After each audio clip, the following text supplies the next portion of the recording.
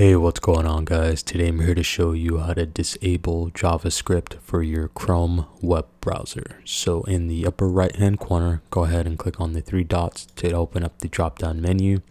Go to settings. From settings, make your way to privacy and security, which will be on the left hand side. Site settings, and then scroll down a little bit. Under the content category, you should see JavaScript. Click on it to open it up. By default, the behavior of the JavaScript is set to be used by all sites. To disallow the use of JavaScript, all you have to do is click on the circle and it'll be set to don't allow sites to use JavaScript.